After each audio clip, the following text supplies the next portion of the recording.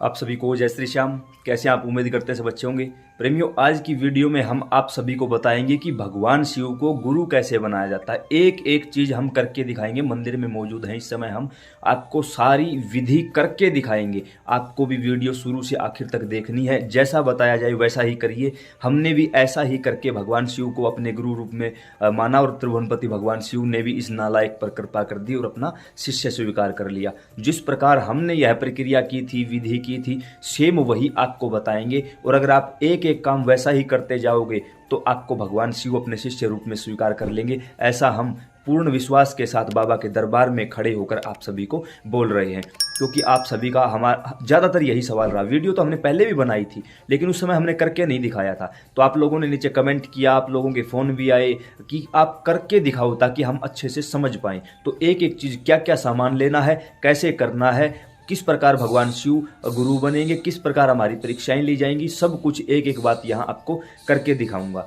कुछ प्रेमियों का यह भी सवाल है कि आपसे जुड़ना है। नीचे डिस्क्रिप्शन में व्हाट्सअप लिंक दिया गया है, आप वहां से हमारे साथ जुड़ सकते हो। चलिए एक एक चीज आपको करके दिखाते हैं। तो इस समय हम त्रिभुवनपति भगवान शिव के श्री चरणों के सानिध्य में खड़े हैं। अगर आपको थोड़ा बहुत लगे कि आवाज में प्रॉब्लम है तो हो सकता है थोड़ी सी दूरी है, इस वजह से आवाज कम आ रही हो आप लोगों के सामने, लेकिन कोशिश करेंगे थोड़ा सा ऊंचा बोलने की। ज्यादा बोलने के कारण हमारा भी गला बैठा बैठा रहता है, क्योंकि सारा दिन आप लोगों से फोन पे बात, वीडियो बनानी, जो लोग मिलते हैं उनसे मुलाकात करना, या फिर माला चलती रहती है, उसके कारण गला ठीक से काम नहीं कर रहा है। तो कोई भी प्रेमी ये ना सोचे कि कम बोला जा रहा, थोड़ा सा ध्यान से सुन लीजिए। तो इस समय हमारे पास एक नारियल है। नारियल देख लीजिए आप, पानी वाला हो, सूखा हो, कोई चक्कर नहीं, जो भी नारियल आपको मिले। हमारे पास एक 1.25 मीटर का लाल कपड़ा है। आप लाल भी ले सकते हो, सफेद भी ले सकते हो, भगवा भी ले सकते हो, जो भी मिले वो ले लीजिए। नारियल और 1.25 मीटर का एक कपड़ा है। उसके साथ साथ हमारे पास 11 रुपए की दक्षिणा है, केवल 11 रुपए की। जो आजकल के गुरु मांगते हैं ना 51,000 ना भाई, गुरुओं के गुरु शिव महागुरु हैं, केवल 11 रुपए की दक्षिणा। उसके साथ हमारे पास हैं थोड़े से चावल, अक्षत यानी साबुत चावल, जो कहीं से भी खंडित नहीं होने चाहिए। इनको हम साथ रख लेते हैं। फिर है भोग के रूप में बतासे। बतासे हमने सिर्फ 2 बतासे लिए हुए हैं आप लोगों को दिखाने के लिए, 2 बतासे ले लिए।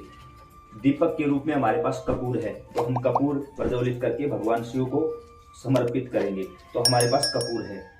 उसके साथ साथ हमारे पास है माला, क्योंकि जब गुरु बनाया जाएगा तो गुरु मंत्र ओम नमः शिवाय अपने आप ही है, तो माला करनी पड़ेगी। माला के बगैर काम नहीं चलता। तो माला आप बाजार से ले आइए। माला रुद्राक्ष की होनी चाहिए। रुद्राक्ष की माला पर आप कोई भी मंत्र जाप कर सकते हो, कितने भी मंत्र जाप कर सकते हो, कोई चक्कर नहीं है।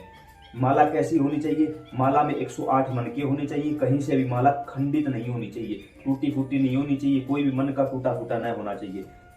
उसके साथ हमारे पास है गुलाब के पुष्प, ये हम भगवान शिव को समर्पित करेंगे। हमारे पास चंदन अवेलेबल है, पीला चंदन, तो इससे भी हम भगवान शिव को त्रिपुंड लगा सकते हैं। आप देखिए, श्री राम, राम बोलकर त्रिपुंड लगाइए भगवान शिव को। जो प्रेमी राम बोलकर रिझा लेते हैं वही भगवान शिव बिक जाते हैं भाई। उसी समय भगवान शिव अपने गणों को उस प्रेमी के साथ साथ कर देते हैं। तो सबसे पहले हम कपूर जलाएंगे और भगवान शिव के श्री चरणों में प्रार्थना करेंगे।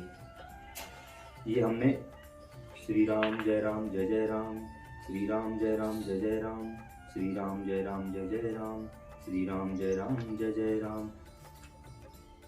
हमने त्रिभुवनपति भगवान शिव को कपूर समर्पित कर दिया है। कपूर के ऊपर हम बतासे का छोटा छोटा टुकड़ा निकालिए, जो भी आपके पास भोग है उसका छोटा सा टुकड़ा निकालिए और भगवान शिव को समर्पित कर दीजिए। ये समर्पित हो चुके हैं भाई।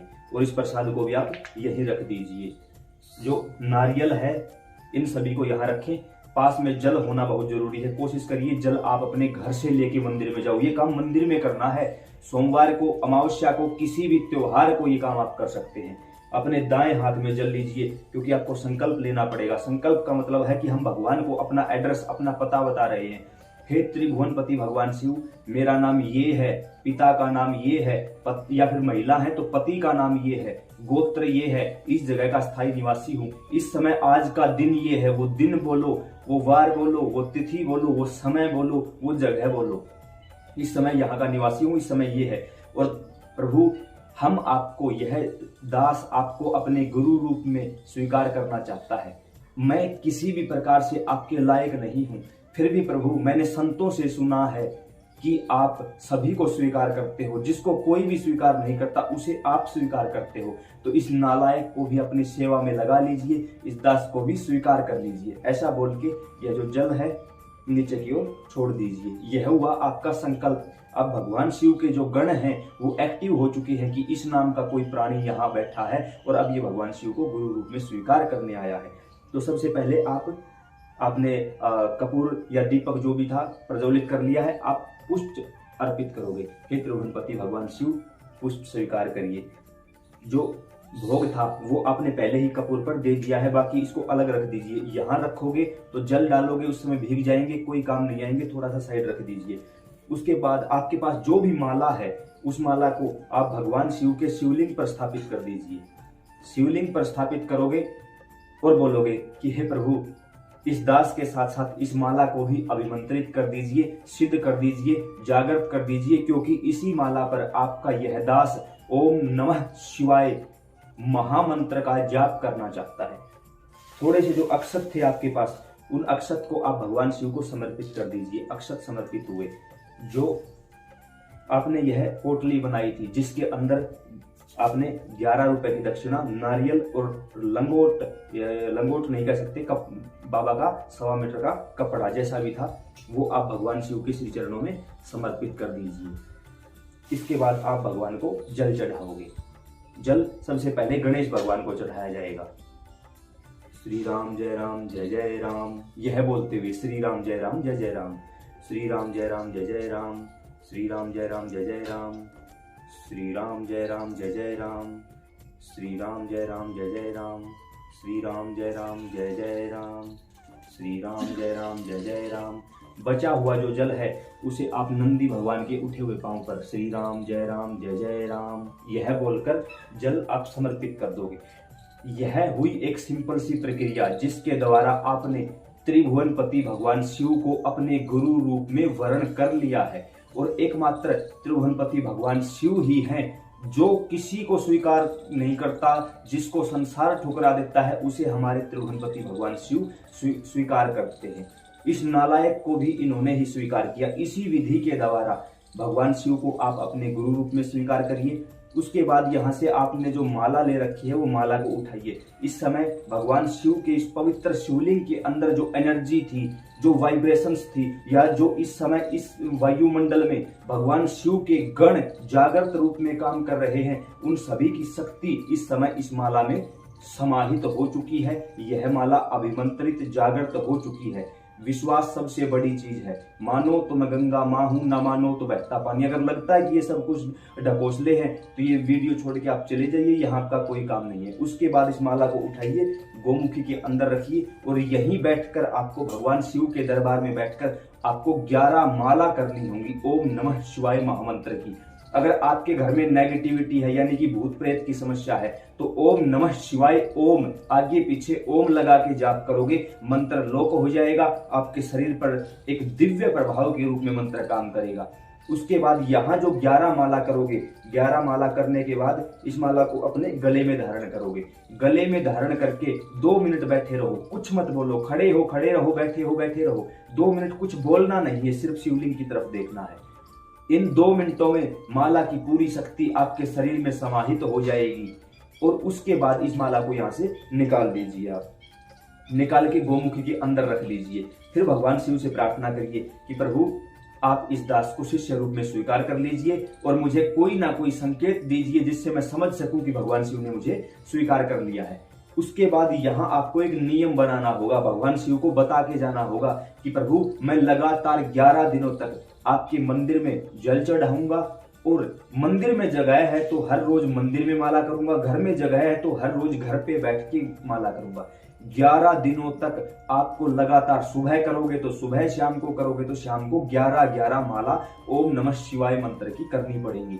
इन 11 दिनों के अंदर भगवान शिव आपकी परीक्षा लेंगे। किस प्रकार से कि वो किसी भी रूप में, कोई किसी भी प्रकार साधु संत के रूप में, किसी भिखारी के रूप में, किसी पुजारी महाराज के रूप में, या किसी भी अन्य कोई ऐसा रूप लेके आ जाएंगे भगवान शिव कि आप उसको पहचान ही नहीं पाओगे और पता नहीं आपसे क्या मांग लेंगे, क्या आपसे सेवा ले लेंगे, कुछ ना कुछ करेंगे वो आपके साथ। उस सेवा में फेल नहीं होना है। रात को जब सोओगे तो याद करके सोना कि भगवान शिव सौपन के माध्यम से आप दर्शन दीजिए। इन 11 दिनों के अंदर अंदर आपको या तो भगवान शिव या नंदी महाराज या बाबा हनुमान से जुड़ी हुई कोई ना कोई शक्ति, इन तीनों से जुड़ी हुई कोई शक्ति आपको दर्शन देगी। अगर आपको दर्शन हो किसी संत के, आपको दर्शन हो भगवान शिव के, नंदी महाराज के, भगवान श्री राम के या बाबा हनुमान के, तो समझ लेना भगवान शिव आपकी इस भक्ति से खुश हैं और भगवान शिव ने आपको शिष्य रूप में स्वीकार कर लिया है। और बोल देना कि प्रभु आप चाहे स्वीकार करो या ना करो, मानता हूं मैं लायक नहीं हूं, लेकिन हमने आपको गुरु रूप में स्वीकार कर लिया है। जब आप ये काम करोगे तो 11 दिन के अंदर परीक्षा भी होंगी। अब कुछ प्रेमियों के साथ ये भी हो सकता है कि आप माला जाप करने बैठो तो आपके शरीर में या आपके घर में लड़ाई झगड़ा होने लगे, शरीर भारी भारी रहने लगे, शरीर में कोई ना कोई जैसे कि सर दर्द, पेट दर्द, कुछ ना कुछ ऐसी विडंबना आ जाए आपके सामने। ये परीक्षा ही है भाई, घबराना मत इससे, हार नहीं माननी है इससे, क्योंकि भगवान शिव आपकी किसी ना किसी रूप में जरूर परीक्षा लेंगे। कुछ प्रेमियों का अनुभव तो ये भी बताता है कि हमें बुखार हो गया, पहले कभी बुखार नहीं हुआ लेकिन हमें जब इन 11 दिनों के अंदर बुखार हुआ होगा। भाई भगवान शिव परीक्षा लेंगे, घबराने की आवश्यकता नहीं है। आप बस लगे रहिए श्रद्धा भाव से। 11 दिनों तक लगातार तो मंदिर जाना है, लगातार माला करनी है, आपको कहीं बाहर का कुछ नहीं खाना है। जब आप विनय भाव के साथ, क्योंकि भाव के भूखे हैं भगवान, संसार की कोई भी वस्तु भगवान को भोग लगाने के लायक नहीं है। एक इंसान का भाव है जिसे ठाकुर जी ग्रहण करते हैं, स्वीकार करते हैं। तो हमें भी भाव के जरिए, भाव के देश में अपने आप को डुबाकर और त्रिभुवनपति भगवान शिव के श्री चरणों में अपने तन, मन और धन को समर्पित करना है। धन का मतलब यहाँ पैसा नहीं होता, धन का मतलब आपने जो जाप किया है, जो ओम नमः शिवाय का जाप किया, वो आपका धन है, जो है यहाँ इस संसार में भी और आगे परलोक में भी काम आएगा। उस धन को, यानी 11 दिन आपने जो ये काम किया, 11वें दिन फिर से भगवान शिव के दरबार में पहुंचोगे, भगवान शिव को स्नान करवाओगे, हाथ में जल लेके संकल्प करोगे कि आज 11 दिन पूरे हो चुके हैं और इस दास को आपने शिष्य रूप में स्वीकार किया, इसके लिए हम आपको धन्यवाद देते हैं। हम सदैव आपके ऋणी रहेंगे, आभारी रहेंगे। आज से यह दास पूर्ण रूप से आपका हुआ, जिस हाल में रखोगे उस हाल में रह लेंगे। जब आपका ये अनुनय विनय देखेंगे ठाकुर जी तो शीघ्र प्रसन्न हो जाएंगे, खुश हो जाएंगे और आपको अपनी गोद में उठा लेंगे। और मैं भी यहाँ भगवान शिव को साक्षी मानकर कहता हूँ कि हे त्रिभुवनपति, जिस प्रकार आपने इस नालायक को अपनी गोद में उठाया, इस नालायक को स्वीकार किया, उसी प्रकार जो भी प्रेमी इस वीडियो को देखकर इस प्रक्रिया द्वारा, इस विधि द्वारा आपके श्री चरणों के लायक बन सके, उन सभी प्रेमियों की समस्त मनोकामनाओं की पूर्ति करिए और उन्हें भी अपने श्री चरणों में रखिए। उन्हें भी इसी प्रकार दुलार प्यार दीजिए जैसा आपने इस नालायक को दिया, इस दास को दिया। तो आप सभी को जय श्री श्याम, राधे राधे। इस वीडियो को अन्य प्रेमियों के साथ शेयर करते रहिए। जय श्री महाकाल।